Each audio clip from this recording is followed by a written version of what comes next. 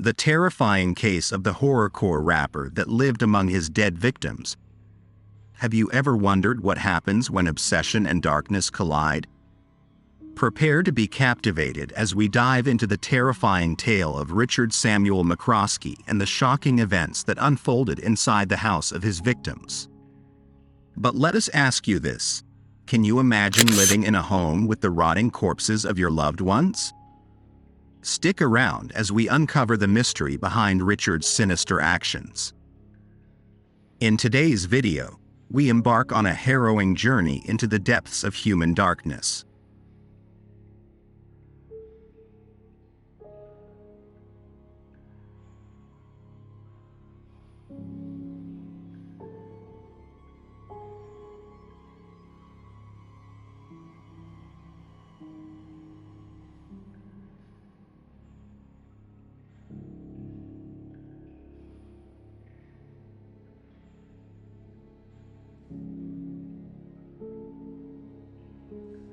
Our story begins with Richard Samuel McCrosky III, a young man who aspired to become a horrorcore rapper.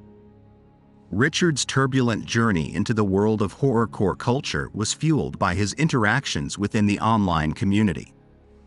It was through these virtual connections that he encountered individuals who shared his obsession with violence and murder. Richard's online persona, under the names Lil Demon Dog and Syko Sam, perfectly highlighted the stark contrast between his quiet real-world existence and his dark fantasies. But it was Richard's connection with 16-year-old Emma Kelly Niederbrock that would set in motion a series of events that would forever alter the lives of those involved. Emma, a sweet and well-rounded girl with a rebellious streak, found solace in horrorcore music and its distinct aesthetic. This common ground brought her into contact with Richard and set the stage for a tragedy that would shake the peaceful town of Farmville, Virginia, to its core. As Richard and Emma's online relationship evolved, Richard's sinister obsessions grew stronger. He embraced an alter ego inspired by David Richard Berkowitz, the infamous son of Sam serial killer. His MySpace profile became a window into his twisted mind, adorned with horrorcore artwork, explicit lyrics, and depictions of death. Immersed in a world that glorified violence, Richard's grip on reality began to slip.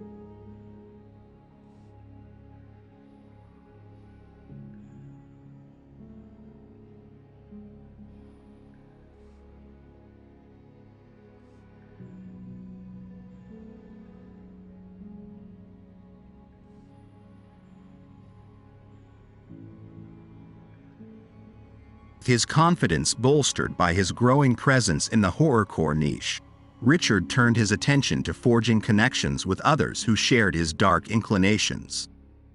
One such bond formed with Emma's best friend, 18-year-old Melanie Wells. Their friendship, facilitated through their mutual admiration for horrorcore artist Razakel, further solidified the unholy alliance of individuals veering towards tragedy.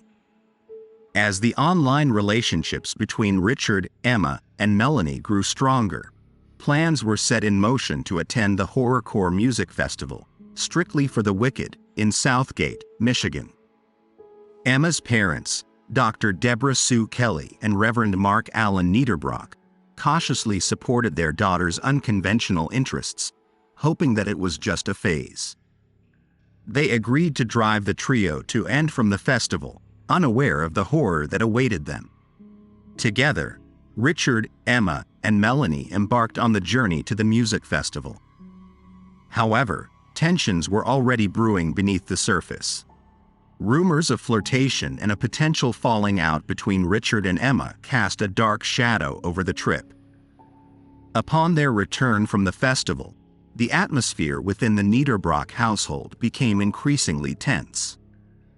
Uncertain of the events that transpired during the trip, the relationships between Richard, Emma, and Melanie became strained.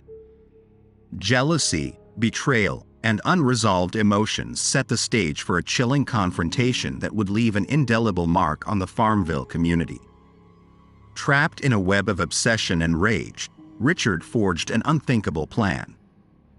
On the night of September 12, 2009, he unleashed his fury upon his unsuspecting victims.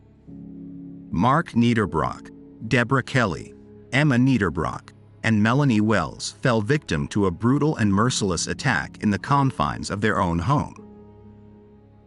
For days, Richard remained in the house alongside the rotting corpses of his victims. As they decomposed, the nauseating stench wafted through the neighborhood, a disturbing harbinger of the horrors that lay within. Neighbors, unaware of the sinister truth, shrugged off the odor, attributing it to a dead animal. Little did they know that their community had become the backdrop for unimaginable violence and tragedy. Finally, Richard fled the crime scene, leaving behind a scene so horrific that even the police struggled to comprehend the depths of depravity they encountered. The bodies of Mark, Deborah, Emma, and Melanie were found brutally murdered, bearing the unmistakable traces of blunt force trauma. As the investigation unfolded, authorities discovered a disturbing pattern in Richard's life. His online presence, filled with dark imagery and violent lyrics, painted a picture of a troubled individual teetering on the edge of madness.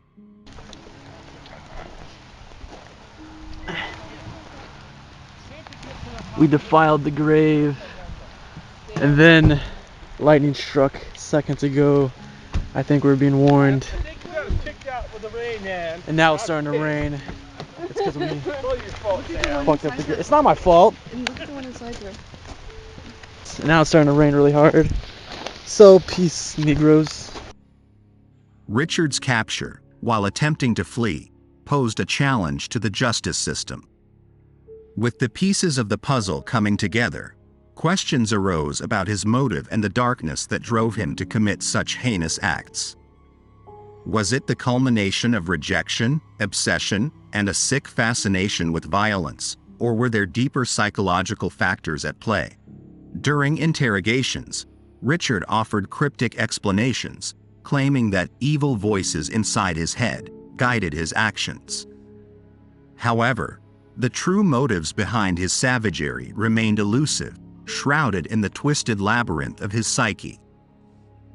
The impact of Richard's actions reverberated throughout the Farmville community. Families were shattered, and a sense of fear and disbelief permeated the once peaceful town. The horrifying truth had shattered their sense of security, leaving them grappling with the aftermath of unimaginable horror. Despite Richard's guilty plea and his subsequent sentencing to 4 consecutive life sentences, the scars left behind by his acts of brutality are everlasting.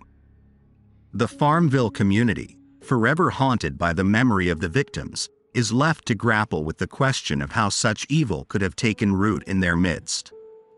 As we conclude this bone-chilling tale, we are left with a disquieting truth. Darkness can lurk behind even the most seemingly ordinary individuals. Richard's transformation from a quiet young man to a cold-blooded killer serves as a stark reminder of the depths of human depravity.